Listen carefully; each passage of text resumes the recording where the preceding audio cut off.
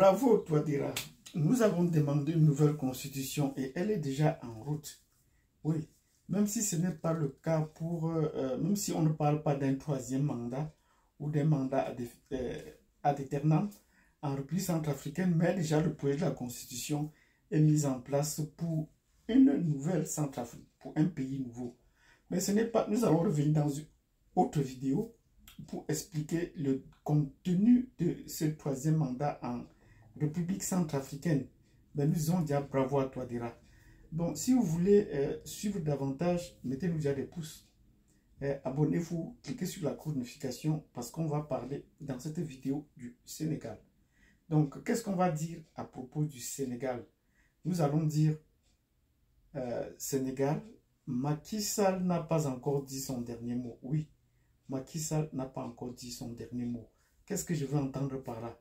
Si vous avez déjà fait ce que j'ai demandé précédemment, ça veut dire mettre les pouces, vous abonner, cliquez sur la cloche de notification. Nous allons entrer dans le vif du sujet. Après le discours de Macky Sall qui disait qu'il ne va pas se représenter au troisième mandat, et il a ajouté, même si la Constitution lui donne le droit, il faut bien comprendre la politique. Et il a bien ajouté cela. Il n'a pas dit qu'il n'avait pas le droit. Non, il a bien dit qu'il a le droit, mais qu'il ne parlait pas du troisième mandat. Mais nous disons, ça entre dans la politique générale d'apaisement. Oui, parce qu'il a soulevé assez de poussière au Sénégal ces derniers temps et même à l'étranger. Et les gens l'en voulaient. Mais il faut comprendre cela dans le contexte global de la France-Afrique. Même déjà se replaçant dans le cadre de la France, c'est comme ça qu'on gouverne. Ça veut dire qu'on ne dit pas. On ne dit pas ce qu'on va faire et on fait ce qu'on ne dit pas. Et même quand on le dit, on dit le contraire. Il faut comprendre le contraire. Vous allez comprendre dans le discours des présidents français, généralement dire la France n'a pas vocation de. Et ce que dit la France n'a pas vocation de s'ingérer, c'est ce qu'ils font exactement. Et ils vous répètent. Et ils ont dit toujours depuis Mitterrand qu'ils allaient mettre fin à la France-Afrique. Mais plus de 40 ans après, la France-Afrique perdure, même sur d'autres formes, et est encore même plus pernicieuse que par le passé. Ça, ce n'est qu'un exemple. Et si on ne prend que le cas récent de Macron, il s'en fiche. Il sait manipuler la France, il sait manipuler le pays de façon que brûle. Chaque fois qu'il a soulevé la tension, comme tout récemment avec les réformes des retraites, il a donné 100 jours pour l'apaisement. Mais pendant ces 100 jours, il a déclenché encore déclenché les feux partout en France. Parce que ça retrouve là son nom. Donc vous comprenez, c'est la façon de gouverner de la France-Afrique et des pays francophones. Le Sénégal est l'exemple typique. Donc, si on revient sur le discours de Macky Sall, il a dit cela, tout le monde l'a félicité, bravo. Il a dit, c'est un homme qui tient la parole, ainsi de suite. On a dit, et depuis peu, vous vous rendez compte, ça a coupé un peu l'herbe sous les pieds de Sonko. Et maintenant, le pays est un peu calme, mais ça prépare la tempête qui va arriver par la suite. Parce que si vous suivez les autres présidents africains, l'Afrique centrale et l'Afrique de l'Ouest, c'est comme ça que cela s'est toujours passé. Dès qu'on soulève, on trouve que la masse est déjà bien échauffée, on casse. Parce qu'on sait que si on revient demain et annoncer qu'on va être candidat, ça n'aura pas le même tempérament, on aura cassé dans l'élan. Parce que là, le peuple a déjà baissé la garde.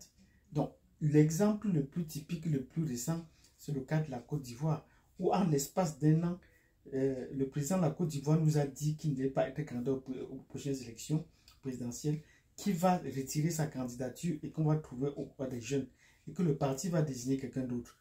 À la réunion du parti, on a effectivement désigné le Premier ministre qui allait être le candidat du parti, dont il n'allait pas se présenter. Et quelques mois après, on a annoncé le Premier ministre mort. Et même son successeur, pareil. Et le président a eu le culot ou le courage de venir dire que c'est un cas de force majeure, comme s'il n'y avait plus d'autres personnes dans le parti pour le représenter. Est-ce que il y avait des vice-présidents, il y avait un concours pour qu'on essaie, il y avait des votes pour qu'on essaie il y avait un consensus. Donc il n'y avait plus d'autres personnes pour le représenter. Voilà comment est-ce qu'il a préparé pour se représenter. Donc cette conscience, il la connaît mieux que quiconque. Donc s'il veut se représenter pour le cas de la Côte d'Ivoire, il le fera. Donc pour le cas du Sénégal, soyez prêts, préparez-vous que Macky Sall n'a pas encore dit son dernier mot. ainsi que la France-Afrique. Il va revenir d'une façon ou d'une autre. Ça, c'est la première hypothèse. Et ça entre dans la démarche des présidents de la France-Afrique parce qu'il y a des enjeux énormes au Sénégal. Et je vous ai dit qu'il fallait se tourner vers Paris, vers l'Élysée pour voir ce qu'ils vont dire. Et Macron a bien dit, le troisième mandat était nécessaire parce que c'est un mandat de transition. Un mandat de transition énergétique. Il a bien expliqué cela. Donc, voilà que le troisième mandat est nécessaire. Ne baissez pas la garde. Il faudrait bien que on se prépare parce que le combat va encore être rude. Mais s'il arrive que Macky Sall effectivement tienne à sa parole et laisse le Sénégal et laisse son parti, mais jusqu'à présent, on n'a pas encore trouvé quelqu'un qui va le remplacer. Et même si on n'a pas trouvé quelqu'un qui veut le remplacer, et même si c'est Sonko qui doit continuer la présidence et que les Français laissent Sonko venir au pouvoir, nous vous avons dit, le parcours de Sonko ces derniers temps laisse un peu à désirer. Ça veut dire que Sonko a mordu à la maison. Il était au sommet au Togo il y a quelques années sur le franc CFA, dont il appuie le franc CFA. Et il le dit tout le temps qu'il n'est pas contre la France. Comment est-ce qu'il peut construire le Sénégal, lutter pour la souveraineté du Sénégal alors qu'il n'est pas contre la France? Et maintenant, les médias français lui ont ouvert tout le boulevard. Pourquoi lui choisit d'aller plutôt s'exprimer sur les médias français? Est-ce que c'est ce qu'il faisait avant? Non. Donc, vous comprenez que si Macky Sall va effectivement et il laisse le fauteuil et que Sonko doit arriver au pouvoir, c'est que les tractations avec Sonko vont déjà bon train pour l'exploitation du pétrole et du gaz du Sénégal et que la part sera toujours donnée à la France. Par tous les moyens, donc à ce niveau, les Français auront toujours la même mise sur les ressources du Sénégal, passant par Sonko. Sonko va accepter. Et cela vous rappelle un épisode quand on organisait les élections présidentielles en Côte d'Ivoire. Pendant qu'on organise les élections, une délégation venant de l'Élysée et rencontre Gbagbo, il croyait que c'était pour les élections, alors qu'on venait lui parler du pétrole, que s'il accepte de donner le pétrole à la France, les élections seraient une affaire pliée, et voilà.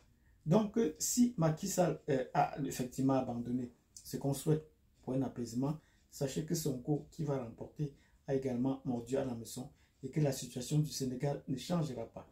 Donc, si vous avez aimé cette vidéo dans laquelle nous avons dit Macky Sall n'a pas encore dit son dernier mot, et même si ces mots étaient respectés, il a tenu à sa parole et que Sonko devait arriver au pouvoir, c'est que Sonko effectivement a également trahi. Donc, nous disons, ne baissez pas la garde, surveillez la France-Afrique, parce que la situation économique et sociale du Sénégal ne changera pas. Macky Sall, Sonko, Sonko, Macky Sall, bonnet blanc, blanc bonnet, c'est la même chose. Le Sénégal n'est pas sorti de l'ornière. Et les questions de souveraineté ou d'indépendance économique sont remis à un autre jour ou à une autre génération, sinon pas avec ceux-ci qui sont en place pour le moment. Donc, nous disons bravo Africa, parce que partout ailleurs, Afrique, on se réveille. Et aujourd'hui, les gens ont la capacité de faire cette lecture que je vous fais actuellement. Le oui et le non, le pour et le contre, de la situation géopolitique au Sénégal et les perspectives, les jeux et les enjeux des élections présidentielles au Sénégal prochainement. Merci, mettez-nous de nombreux pouces, partagez cette vidéo et on se donne rendez-vous au prochain décryptage de l'actualité ailleurs en Afrique, surtout le cas de la République centrafricaine nous interpelle. Merci.